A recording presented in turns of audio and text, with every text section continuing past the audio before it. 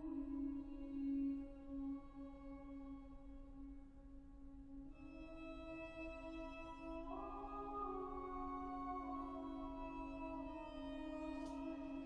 YouTubers, Dr. Dave here again, and it's Sunday, so we're going to talk about spirituality. This week I'm going to focus on 12-step spirituality. This is a very important part of gay culture as it stands nowadays, and I think in the larger culture is the vital thing that's happening spiritually these days. The 12 steps, as everyone probably knows, grew out of Alcoholics Anonymous, which was formulated in the late 1930s by several alcoholics who got together, and they did this in the context of an already existing spiritual movement called the Oxford Group.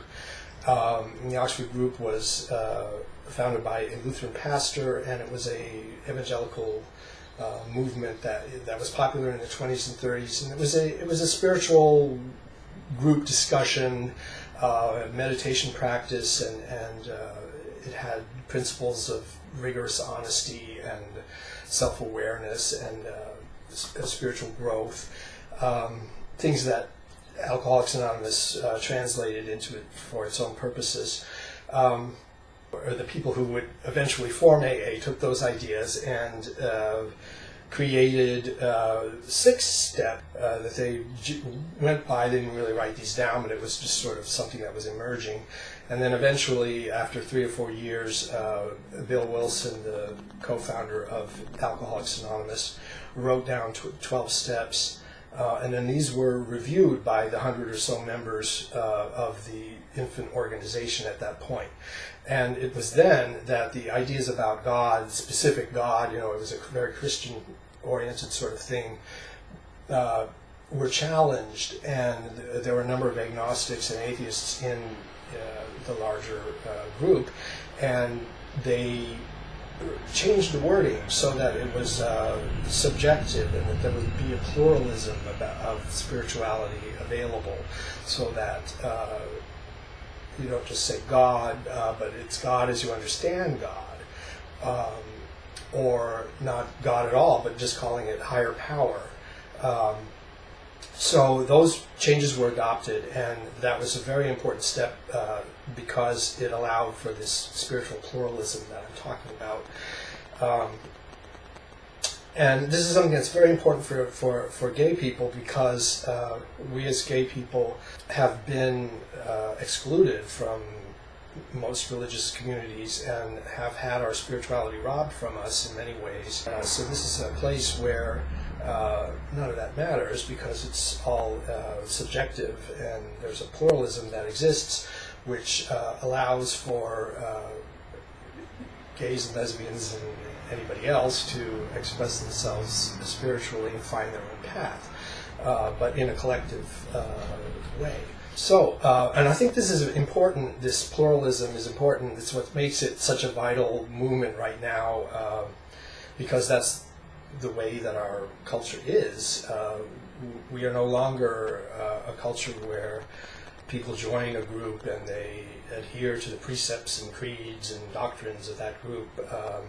Even politically, that's not true anymore, and certainly not spiritually.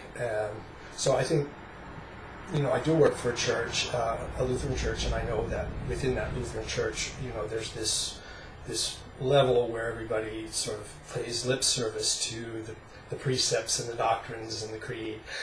But in actuality, what's happening is everyone has a subjective idea about spirituality and their own take on things. And so the 12 steps allow that to happen, and that is the modus operandi, rather than just pretending that you're one thing but actually doing something else, as happens in most organized religions at this point. And so that's what I think makes 12-step spirituality so vital. One of the other reasons that it's so vital in the gay community is that there's a lot of alcoholism and drug addiction in the gay community. And I think this is true for two reasons. One is that for many years the gay bar and club were the center of gay life gay social life, and just the only place where you could meet other gay people who were like you. And up until 10 years or so ago, when the internet really began and things like YouTube came out, you couldn't, and then phone apps and stuff, you couldn't really meet other gay people unless you went to one of these places. And so with the bar being the central meeting place for gay culture, there was drinking and drugging going on, because that's kind of what you do in those places. And the other reason that happened was because it's really difficult to be gay in a predominantly straight world, and particularly, although less so today, thankfully, but in years previous, it was not an acceptable thing, not socially acceptable, not something that you talked about, certainly not something that you disclosed to just anybody, anywhere. And so you were always living in this shell, even if you were out of the closet, you weren't totally out of the closet. You may be out to your family and your friends, but, at your job, you didn't necessarily go around like, I'm gay, that wasn't okay, and even in large cities, but definitely in smaller towns in central states and the red states and that sort of thing, it was, and still to this day, is not something that you want to do. And so there's a pressure to conform to something that you're not, and that's anxiety producing. And one of the ways that many of us have dealt with that is to turn to drugs and alcohol to relieve the pressure and to sort of feel okay for a time. And that's eventually easily turns into alcoholism and drug addiction.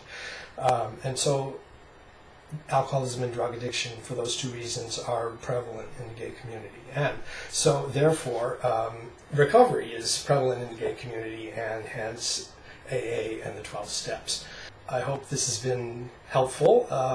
If you are having trouble with alcohol or drugs, down at the bottom I put the web address for Alcoholics Anonymous, and the national organization, and you could go to their website, and from there you can get help nearby. Usually most places also have helplines that you can call 24 hours a day if you feel like you want to stop drinking or drugging, or you feel like you're in danger of killing yourself.